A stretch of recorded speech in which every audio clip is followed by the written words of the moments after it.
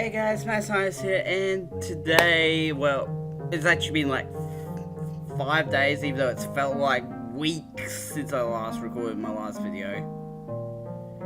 Today I am playing Fallstreak once again, because we still have a fight to finish. So let's get right into it. So, last episode, I finished it on a cliffhanger between Owen and Mr. Norrell. Teacher versus daughter. Actually, wait. Yeah. Teacher versus daughter. Alright. A girl that practically can't see and God, that literally makes the ground shake. Man, I don't know how to do intros, but I know how to finish a fight. Could her unseeing eyes capture a vision of salvation amidst the despair of sudden upheaval? Yearning pleas run through the minds of the red team as they gaze upon the form of their last standing bastion. Light footsteps, regulated breaths, adopting a vastly different approach from before. Mr. Norrell stealthily circles around Owen. Futile. In response, Owen proactively seizes the attack with a broad, crouching sweep. Forced to evade or risk being struck, Mr. Norrell pulls away with a distinctively loud hop that restores the sensory information being derived from Owen. With his position now ascertained, Owen pivots with her residual momentum, following up with a strike at Mr. Norrell's unanchored knee. But with impossible deftness, he twists away, causing the attack to whiff by a small margin. Sweet! Battle cries filled of spirit rang out to the beat of his footsteps like a war song.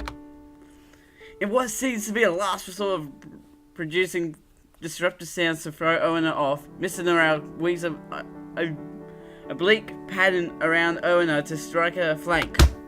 But Owen parries and counters the attack with relative ease. Rather than misdirect her, it was only giving her more to operate with. Even though Mr. Norrell does not cease his cries, Mr. Norrell should be aware of Owen's aptitude at processing sensory information more than anyone else. So why was he employing this strategy?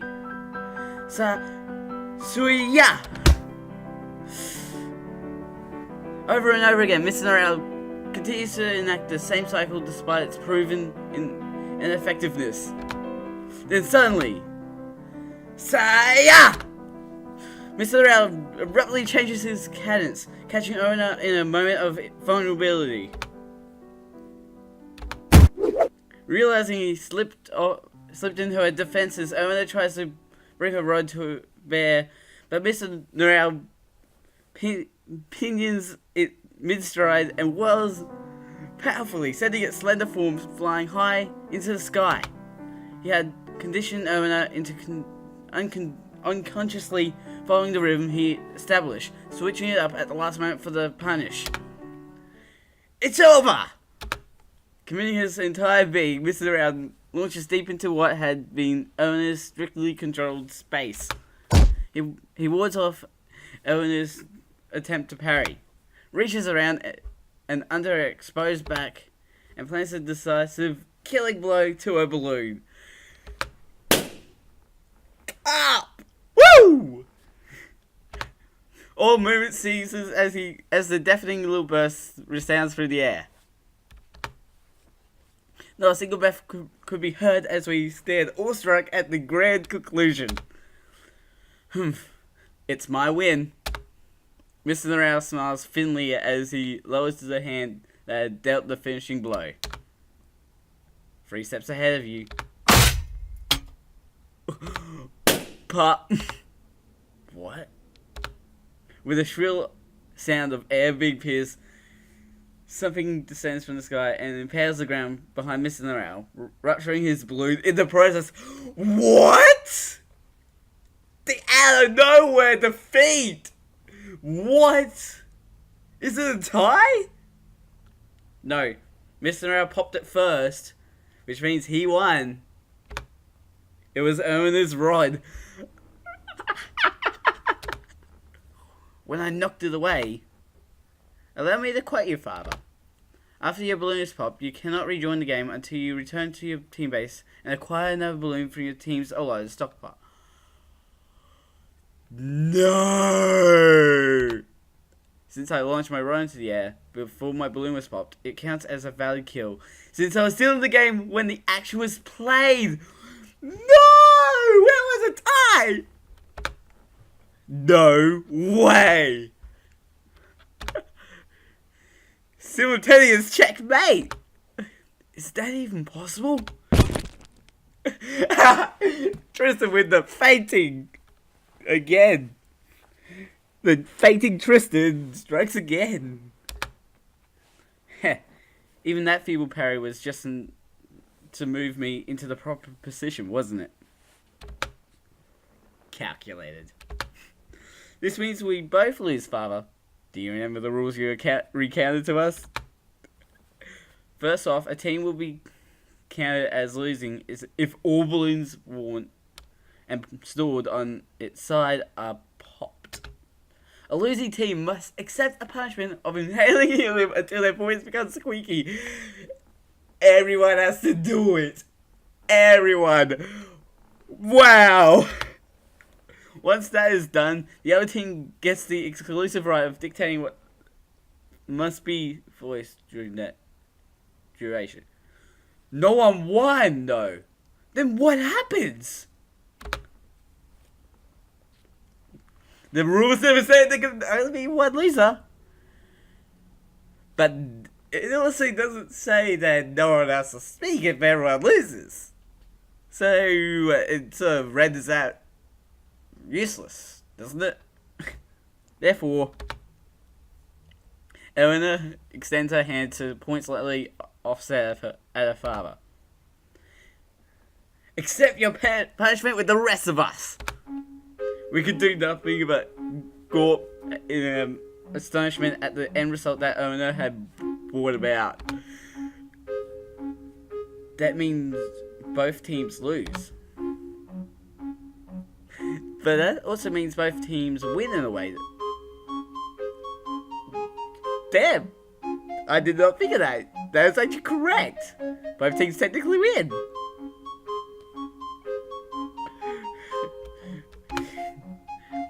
Wait, so everyone has to do the punishment? No way! No way! Foolishness. I gladly relived yesterday as if it grants me the gratification of watching you do the same. Boldly accepting her scenario of mutually assured destruction, Mr. Norrell proceeds to retrieve the helium balloon set aside for the purpose of punishing the losers. Nobody could have foreseen that everyone would end up losing, though. That was the craziest fight.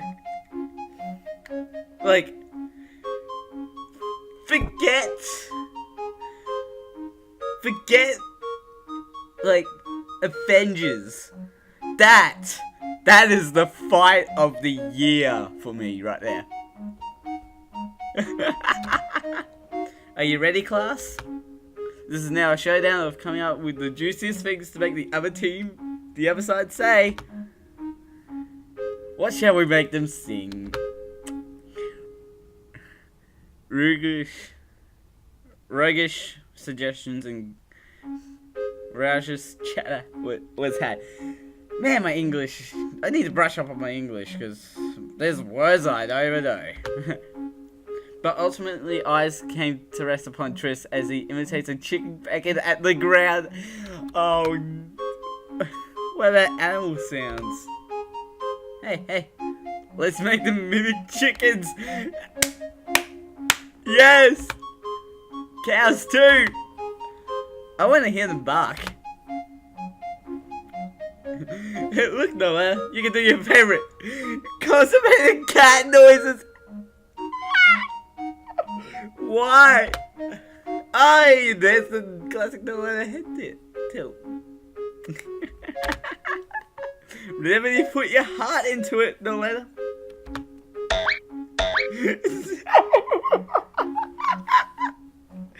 Bully.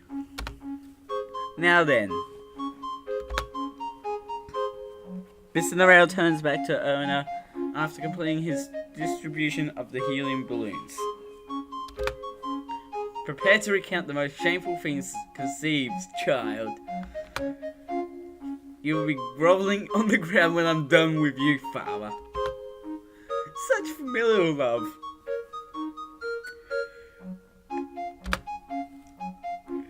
Even after the duels and their competitive spirits were still burning as bright as ever. Let us begin then. Inhale your helium, everyone.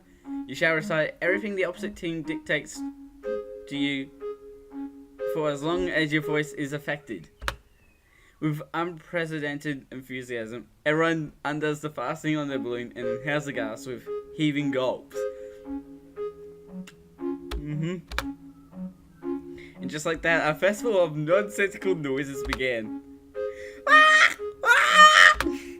Meow! I can't hear you! Look how funny they sound! Louder! Do it louder! Everyone was cracking up as much at their own voice as they were at the ridiculous things they were forcing the other team to vocalize. Roll your ball!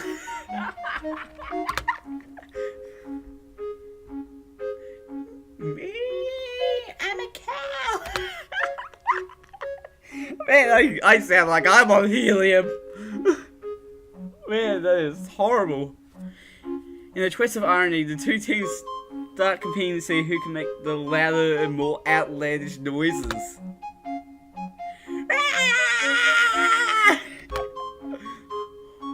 What an abomination is that supposed to be? Can't you tell? It's a dragon! Sounds more like a chihuahua in its death throes.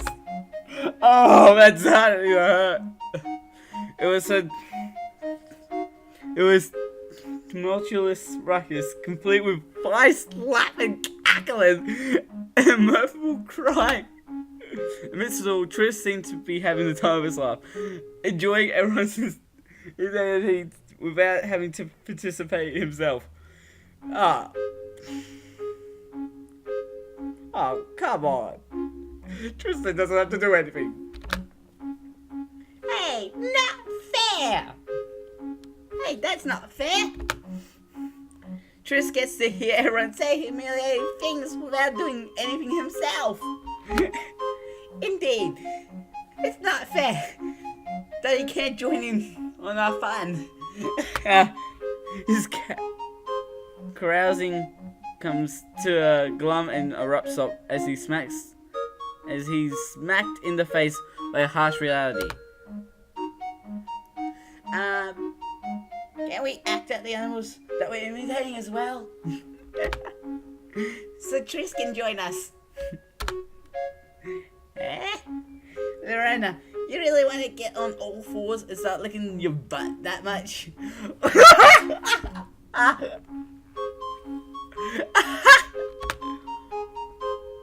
In that case, I'll take you up on that.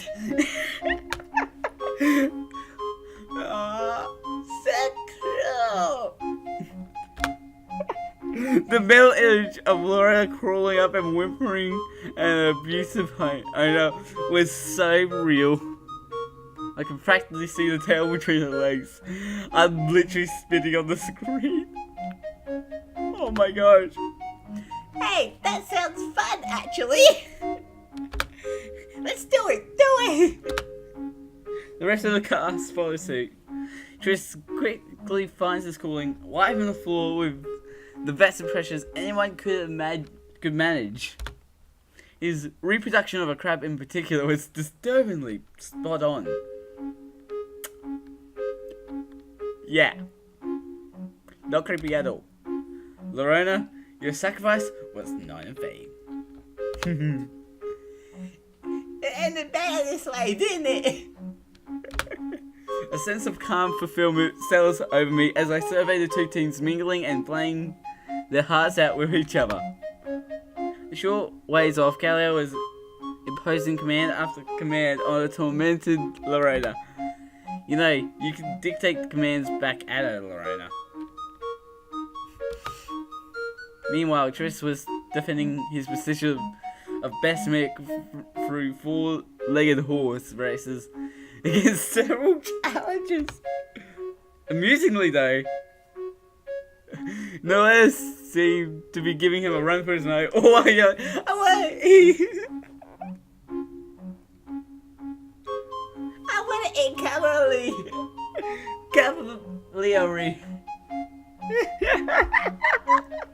What?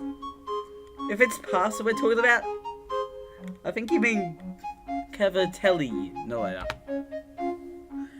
Further off, Owen and Miss Nell were squared off with severe expressions on their faces. They were of another caliber, being able to exchange fighting words with such wacky voices. It was quite surreal how out of place they looked amidst the goofy animal noises and chortling. Yet there was no doubt their presence belonged to the complete picture painted before me. A rising cacophony of sounds, everyone's voice, a contribution. It all blends together to create a special song of our very own, a song of silly laughter and dumb smiles, gilding the minutes and hours.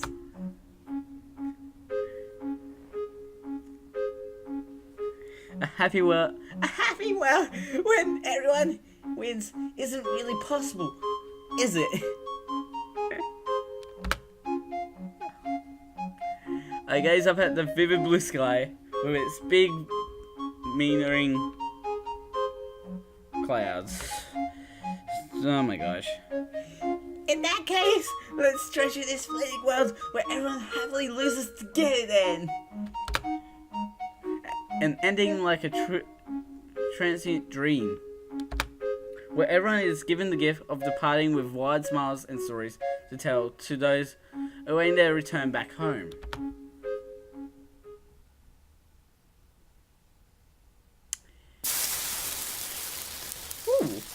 Ooh, what are you cooking?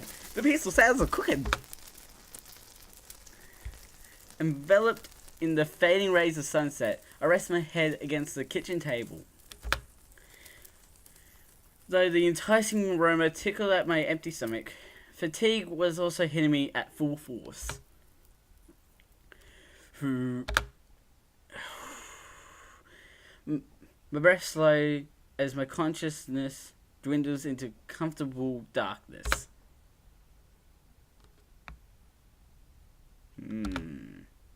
Have an eventful day, Abe? Hey, Cecil. The darkness disperses at the sound of plates heavy with food being placed before me. The sun was barely clinging onto the horizon's edge. Eventful? That's one way to describe it. Today was fun in a lot of ways, but I'm spent. On a different note, did you really make cauliflower again? Can you switch it up and make broccoli or something? You know this isn't a broccoli house, Abe. How dare you slander broccoli? How dare you?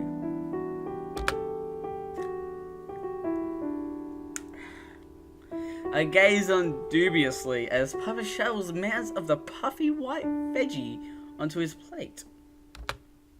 How come we never have snow peas or string beans or anything? I scrunch up my face as I push the plate of steaming cauliflower far away from my own. Aid, we need to talk about your choice of veggies. Cauliflower is good for you. You need to eat it. That's all I'm gonna say. What's wrong with cauliflower? Unperturbed, Papa pushes the plate back to its original position. It tastes like water in solid form. It does not. I'm willing to entertain Papa's unusual dietary proclivities. I repel the plate with the vigilance of an Ubermunch goalkeeper. Okay, I do not get that. Tastes like water in solid form. Papa pulls someone at the remark, with a gaze that suggested he recalled a far-off memory. I once told your mother the exact same thing. You know what she told me? I believe that's called ice, dummy. I suppose you would know best what tastes like water in solid form, considering how uninspired your cooking is. Burn! Youch. Hope Papa had some actual ice lying around for that sick bird. Ah! Yes! Cool! Eating cauliflower goes against my beliefs? What kind of beliefs could you have against cauliflower? Against eating cauliflower? As its name may dictate, cauliflower is a flower, and I'm a staunch pro-flower activist. You gotta be kidding me, right? Ugh. Even as I utter the words, a memory of our group gleefully plucking flowers by the stream not one day ago flits across my mind. Whatever, he doesn't know that. Learning to like it wouldn't hurt. Papa pushes the plate back again, causing a strange sense of passion to well up inside me, like the desire to liberate and oppress people from their subjugation. Okay, woo! That is quite the choice of words. The working class refuses to budge to your demands. We have nothing to lose but our chains. I push the plate away once more and prepare to block its expected return. But the game of tug-of-war abruptly comes to an end. Papa had him pushed back the plate back, leaving it to sit forlornly at the edge of the table. I used to think little of eating cauliflower too, you know. But after seeing how much your mother loved it, somewhere along the line I began to enjoy eating it as well. It's always the strangest things that seem to make her happy. A somber ambience took hold of the room as Papa reminisced. The glorious revolution seems to have fizzled out. Pulling the plate of cauliflower back to me, I scooped a modest portion onto my plate. Anyways, it wasn't like I disliked cauliflower. It was just dull if you didn't defy and rebel against authority every once in a while.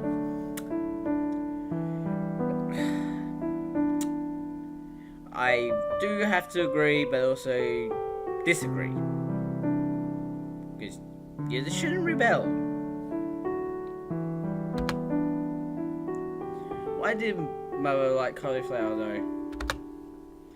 Munching away hardly, I raised the question of why she was so passionate about such an oddly specific thing. Papa watched me gobble down food with a healthy appetite for a bit before speaking. To explain that, it's important to understand the nature of a Socratrine.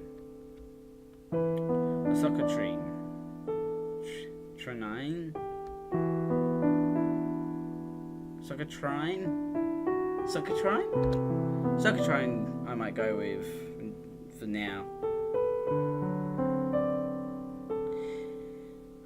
The reason it is a closed world is because the failed abyss that envelops its boundaries has the dangerous property of distorting reality.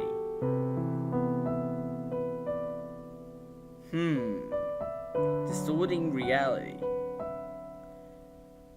So what if this place has actually been trapped in like the past for ages, like way back in the past, and so and time moves at its own pace.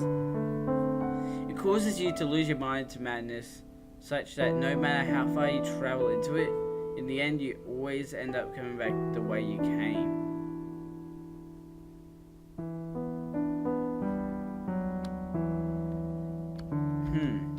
Despite it's a mystery how my master led the UL refugee convoy to Socotrine.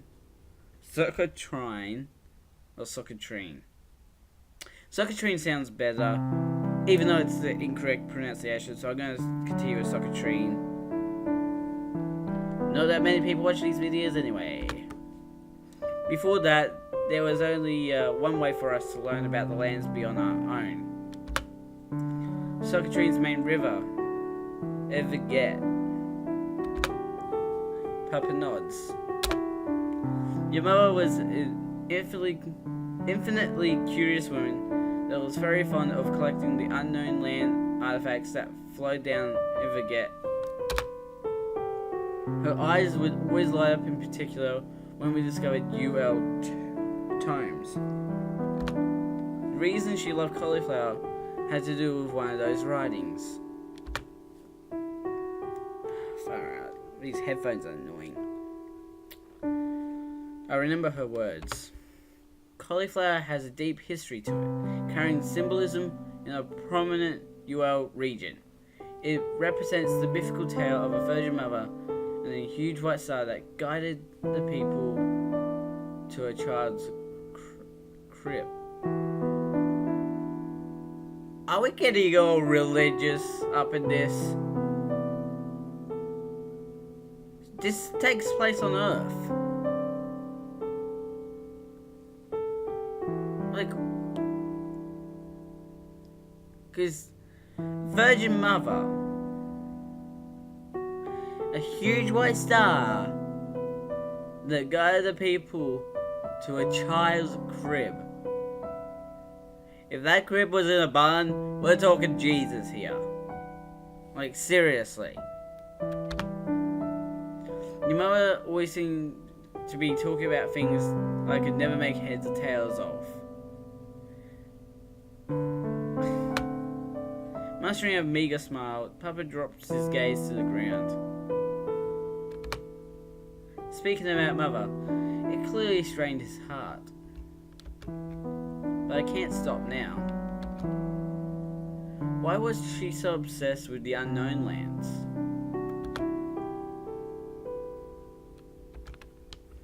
That probably had to do with her upbringing. Your grandmother was a powerful duchess known for her cunning and brutality. Her ambition and influence were such that many feared her rise to power. However, in a plot believed to be orchestrated by a rival old aristocracy faction, she was assassinated and your grandfather succeeded her. Oh.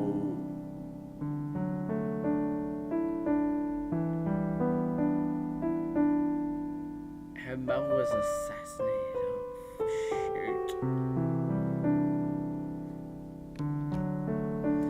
As the spouse of a political marriage, he held ambitions of his own that ran contrary to your mother being the next in line successor.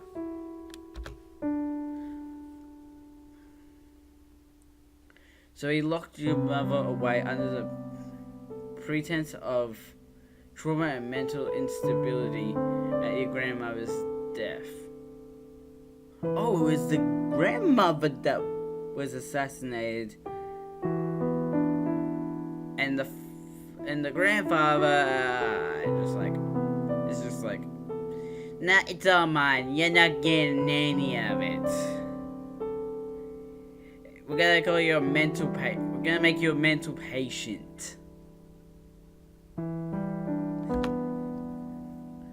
Sequestered in her chambers from a young age, unable to ever leave, your mother was made a prisoner of her own home. Her yearning for freedom was such that even when released from that burden, she was not sated, always longing for more. Oh, that's cool. It's not enough. Those were the words she told me, as if the closed world of Socratrine was just another cage. She wanted to escape Socratrine and see what lay beyond. Maybe it's because I've grown up reading her collection for all of my life, but... Did you know, Papa? That's my wish as well. Probably not something we should talk about. Papa? This tangled knot rooted deep in my chest. I can't bear it anymore. Papa, will you tell me? I shouldn't talk about him. If I don't ask now, will there ever be another chance? Or will I live the rest of my life carrying this aching emptiness inside me? How? Wait, did I... Oh. Stealing my beating heart, I force the words out of my throat. Self-voicing disabled. I accidentally pressed the letter V, by the way. How did Mother die? Okay. Now we're getting to the serious. We're getting to the big point. My desire to know felt all-consuming, like a maddening hunger that could not be sated. It possessed me, pressing me forward despite the crushing dread. You kept it from me for all these years, but I can't accept that anymore. Please tell me.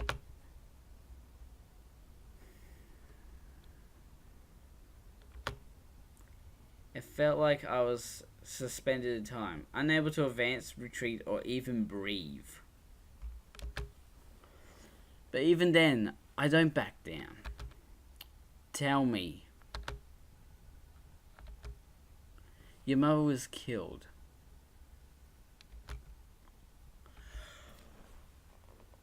I killed her.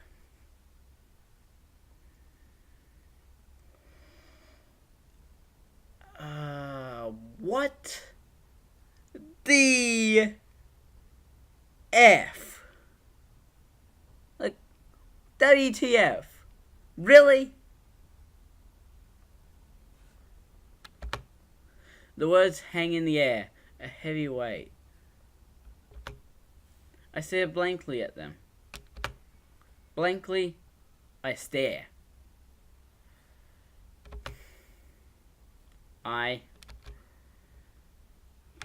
A dark shadow clips Papa's face. Fake. A tear-stained mask. Its stifling coldness paralyzes me. I killed her. I tried to speak. Tried to say something, anything, but I falter. Hollow. That's all my words would be. Unable to voice myself, I let the suspended words fall from my lips unspoken. Gone. It was all gone. The clinking of silverware, the warmth of a family peacefully sharing a meal. In its absence, an oppressive silence constricts the room. Leave the plates in the sink when you're done. Without ever meeting my eyes, Papa turns away. Something aches inside of me as I watch him go. Gazing at the fleeting image of his back in the doorway, I sit there for a very long time. The shadows of night's passage sink into their deepest shades before I finally rise from my seat. Hunched over a candlelit desk in Mother's room is where I find him. The candle flame seems to waver in concert to his rhythmic breaths, casting shadows upon the weathered books that had once been someone's pride and joy. Papa? Though his consciousness was no longer in the room, I call out to him, reaching out to touch his cheek. The false smile from before had fallen from his face, revealing a haggard, hollow countenance. Was remembering her that painful? Even when he had returned to his room, unable to let himself forget? You're a weakling, aren't you? No matter how weak you may be, I know you loved her more than anyone in the world.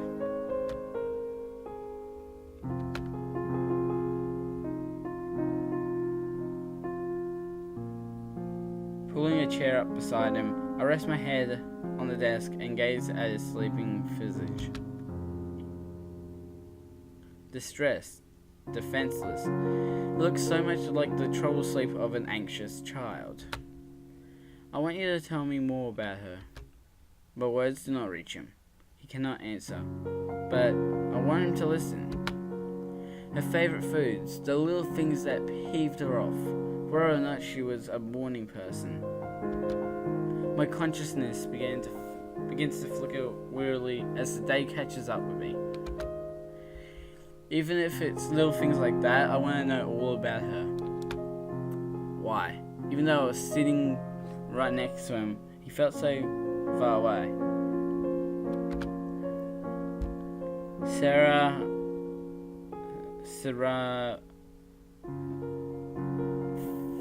Fencel? Fired against flaring eyelids, my eyes find Papa's upturned hand. What type of person was she? I rest my palm in his, noting absent-mindedly how soothingly cold it feels. My hand's so small compared to his. What happened on that day? For some reason, I was certain. A golden dream waved me beyond the encroaching darkness. This closed world. I'll break it and behold what lays beyond. For her sake as well as mine.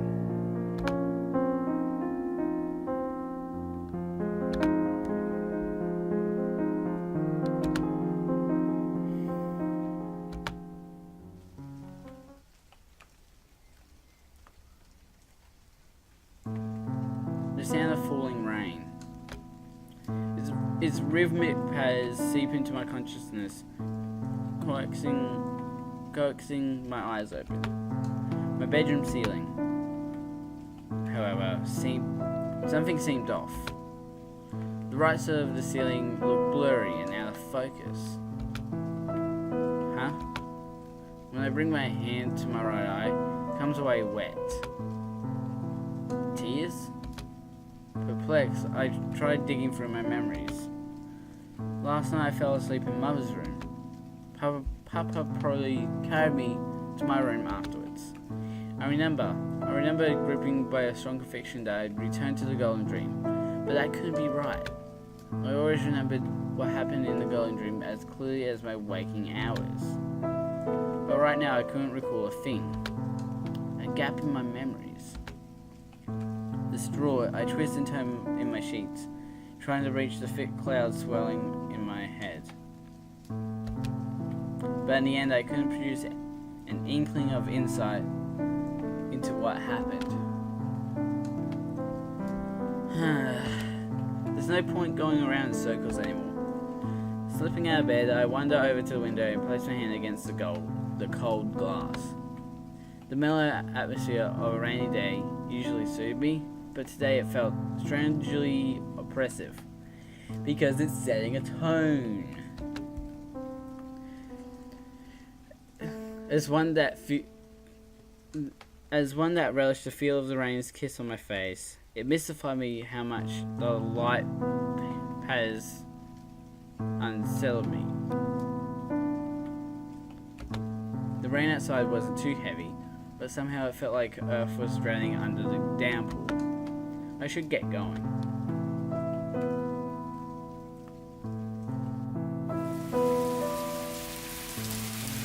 Descending the stairs to an empty house, I donned my rain gear and set off into the falling rain.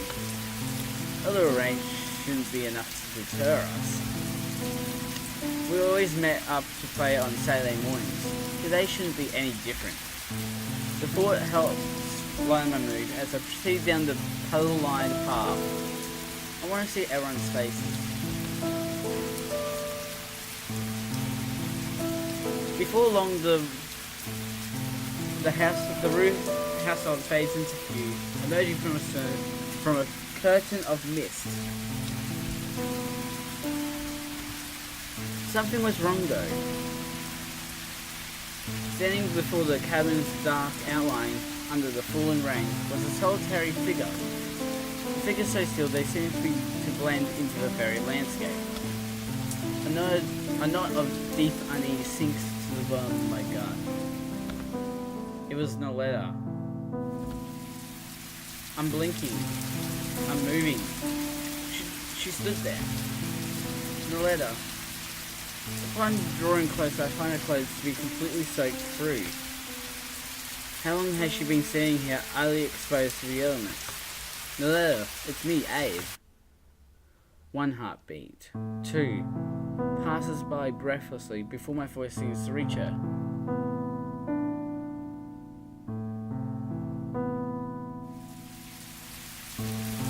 But the eyes that turned to face me, they were unrecognizable. I did not know them. Vacant and unfocused, they stare through me, looking at something far away. Like the glass views of a discarded doll. Where are the dreams right now, people? Where are the dreams? Noletta, aren't you cold? I reach out and grasp her hands. Cold, clammy. His skin had chilled immensely from being exposed to the falling rain. Noletta, sharp throbbing within my chest. I realized it hurt. It hurt to see her like this. Let's get you inside. Gently tugging at her, I lead her back into the cabin. Inside, I find Bressel held in the corner of the room, his head cradled in his hands. Noletta had fallen into a catatonic state, but unlike her, he was trembling uncontrollably in a spell of mania. While I was concerned about him, I needed to prioritize treating Noletta. I had no idea how long she'd been out there. Stripping off her wet clothes, I wipe her down thoroughly with a towel and drape a blanket over her. I go to light the stove. As I go to light the stove, though, a stifled scream makes my heart catch my throat. Reacting to the stove's glowing embers, Bressel presses his body against the wall. Unable to retreat any further, though, he lashes out frenetically at the nearby furniture before slipping and slamming against the ground. That's when I notice. From the arms he was cradling desperately against himself was something dark and dripping onto the floor below.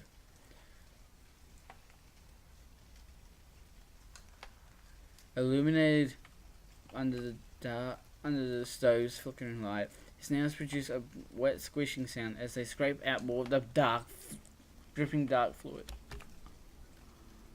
He was gouging at his own flesh.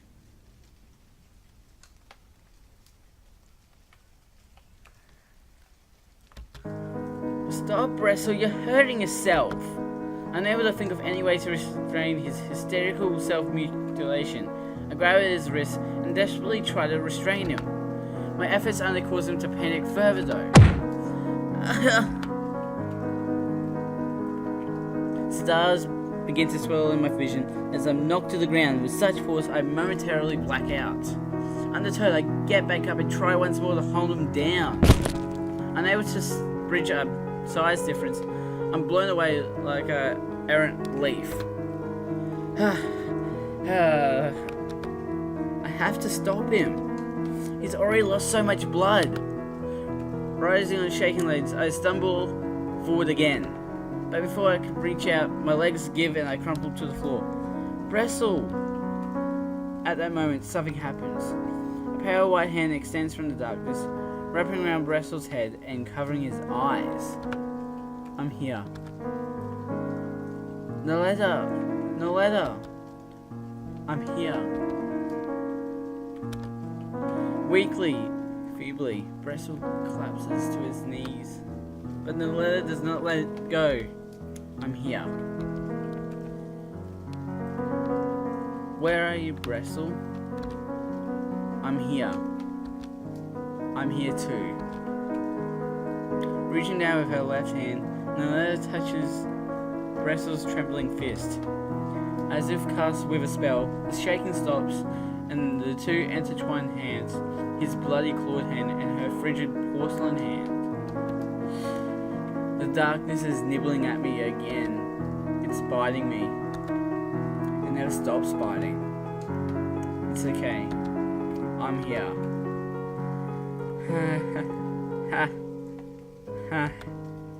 We're both still here. So it'll be okay. As if grasping for a lifeline, the two tightly clasp hands. Oh my gosh.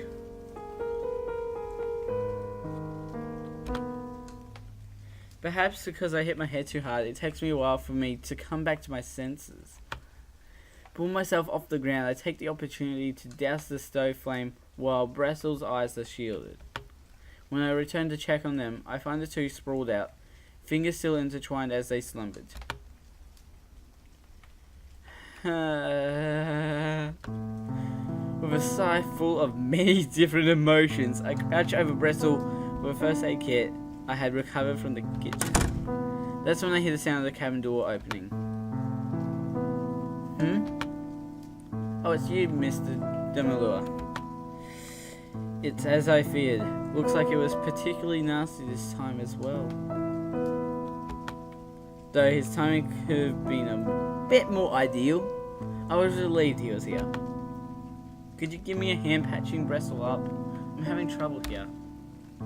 Your hands are all smeared in blood, Choade, and so are Charletta's.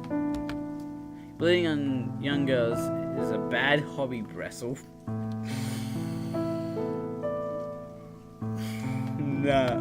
Mr. Demolure shakes his head at disapproval as he washes, disinfects, and dresses Brestle's wounds with practiced ease. Something like this must be child's play for a seasoned war veteran like you. His composure and expertise were on a completely different level.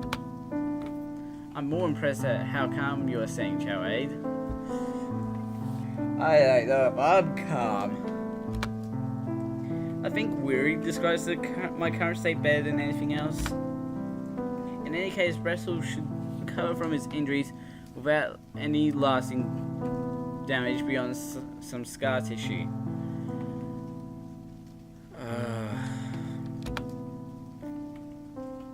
It had been difficult to tell in the darkness before, but now I was able to take my time. I realized there was a lot less blood in the room than I initially thought.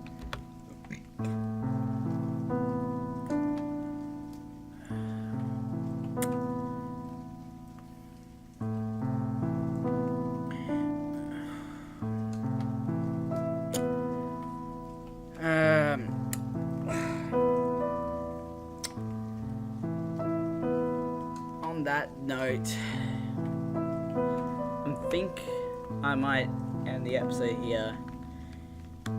Oh wow, what a note to end an episode on.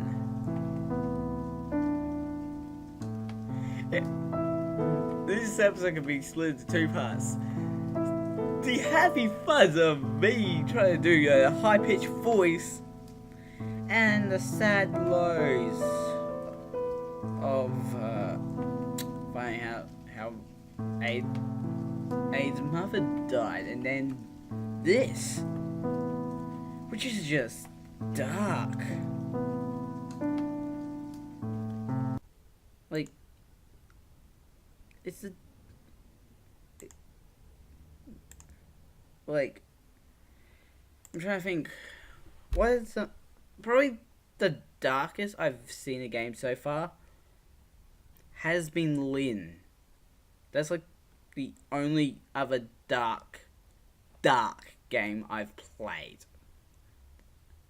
And that game ends off with you potentially killing a character similar to your character, and it almost has the exact same name as your character. Although, for all I know, that might not have happened.